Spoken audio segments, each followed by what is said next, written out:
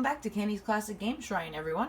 Today's going to be an accessory review, and it's going to be for the Game Boy Advance. Now, these specifically are going to be the Game Boy Advance SP for the most part. However, if it is compatible with the old-style Game Boy Advance, I will make note of that. Let's get started. This may look familiar to some of you. This is one of the cases that was donated to me, and it contains a whole bunch of crap. So we're going to take everything out and look at it one by one.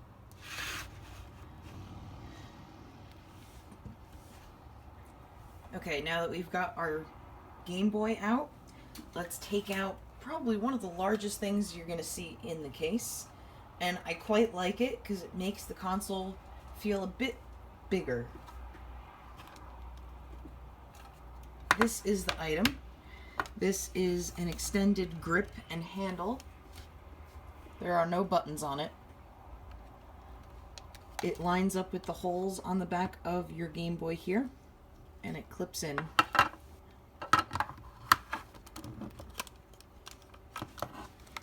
Just like that. You still have access to your power and your volume, but now you can hold it like a normal person. And it makes playing a lot easier. Although I will admit it does make the shoulder buttons a bit weird to touch. I should call this the Pimp My Game Boy Advance episode, because there's a lot of crap in here. So when we're done with this, you push on this tab, and it releases. Next up is a holster for your Game Boy Advance SP. And this is, it can go on your belt, it can go on a pocket. It is a clip that you slide your console into. And this is the clip that it came with.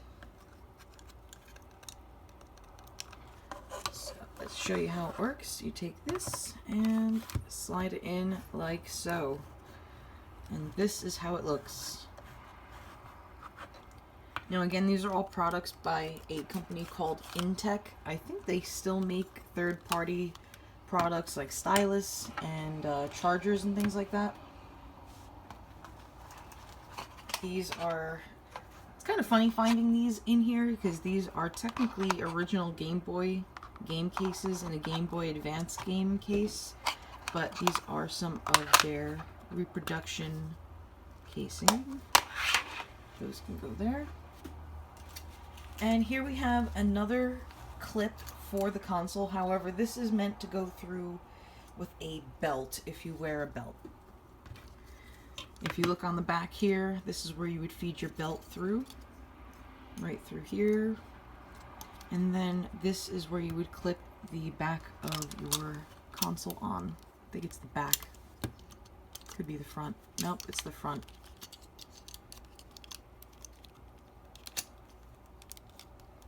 Getting it on is a bit difficult. There we go. Don't mind that, guys. That is my air conditioner. Yes, that is my air conditioner being turned on in February. And no, I don't live in the southern hemisphere. It's just that warm.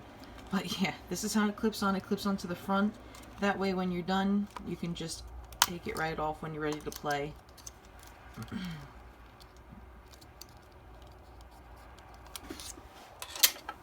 Next up in here is going to be a pain in the ass to get out. Hold on. There we go. Okay. Next up is going to be something that I really don't feel is necessary for the Game Boy Advance SP. But, I mean, fuck, they did it anyway. This is a screen magnifier. You pull it out.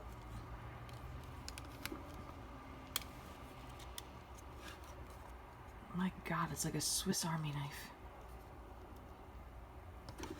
This is it all folded out. Let's put this on the Game Boy. Or at least attempt to. So I imagine this would clip to the front like the last item. Yep, just like this. And then when you wanted to play, you held it like that. And that was how you played. I'm not quite sure what the reasoning behind everything is to magnify it. The screen itself is quite good on the SPs. Even the non-backlit one, the frontlit one. But whatever. Maybe in a couple years when I'm completely blind, it'll make sense to me. Okay. Next up are customizable shells, I guess. They're not necessarily skins, but they're for the Game Boy Advance. This is an interchangeable plate that goes in the center of these here. So yeah, you could have it either way. You can have them the same color, or you can have a clear one, which makes no sense because it's only going to show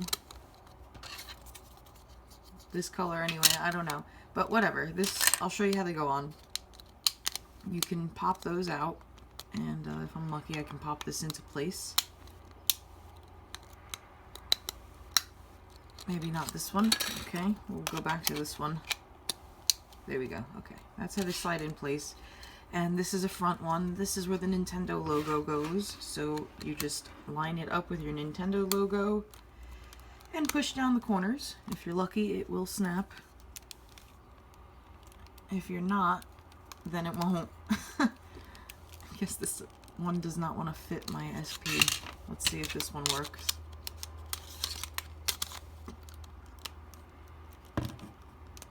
There we go. They're supposed to snap into these little holes here. There we go. Guess the feet are broken on that one. So this is what it would look like. Unfortunately, there's no back plates, only a really weird front one, so I'm not quite sure what the purpose of it is. Especially since you're going to be adding things like, you know, this to it, or that, or this, all this crap. You're going to have to take it off and on constantly. God damn it, I can understand why the other one was kind of broken. Taking these off is not easy. Whatever, I'll deal with that later. It's the last thing that snaps to the front. Next bit of things will work with the Game Boy Advance original model, but that's because it is just your Gamecube adapter with a nifty little ejector thing here, and there's your Gamecube end for the controller port. This would act as a controller and allow you to transfer things,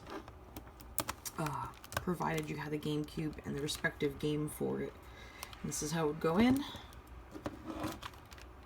and then you plug the other end into the GameCube.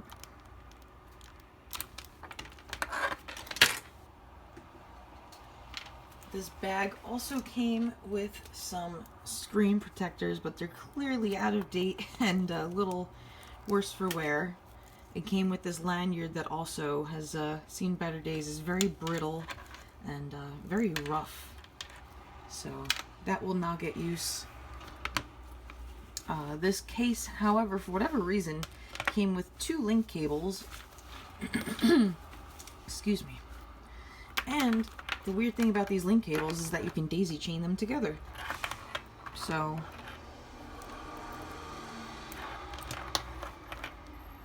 provided that I can properly insert them. There we go. But yeah, these are just your standard transfer cables. Pokemon would use stuff like this. I'm sure some puzzle games and many other ones that just aren't coming to mind at the moment. Almost the last thing that we have is a charger for the SP. Either model of the SP would work, and this is just a car charger.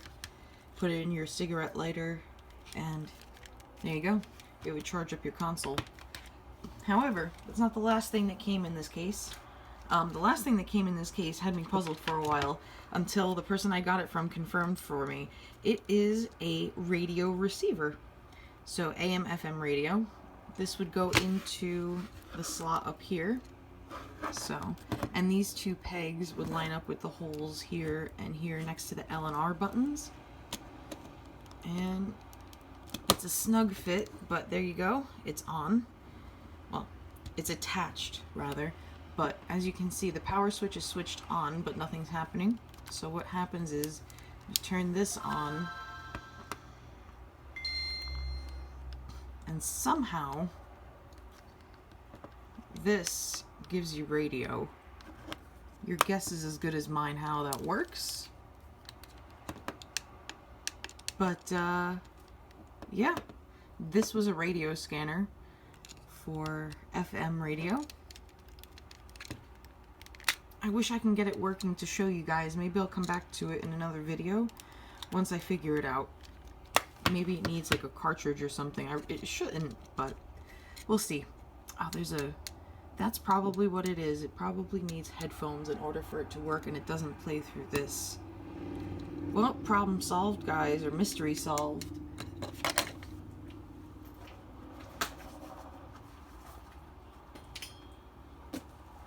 And it just so happens that I have a pair of headphones next to me, so I'll try and get this working again. Hold on.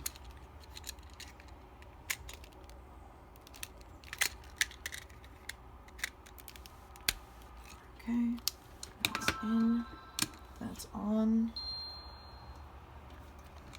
and that is the headphone jack. Oh yeah, well here, just to prove the concept and to avoid a copyright strike,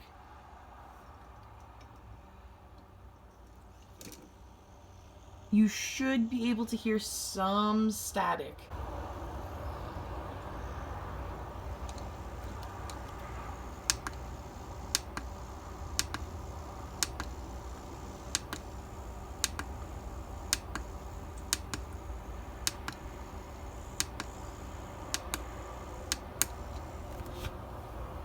But yeah, that's pretty much it, guys. It does work.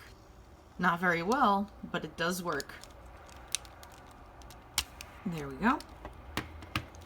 And that, everybody, concludes the Intech Pimp Your Game Boy Advance game case and its contents. Thank you all for watching. Until next time, take care.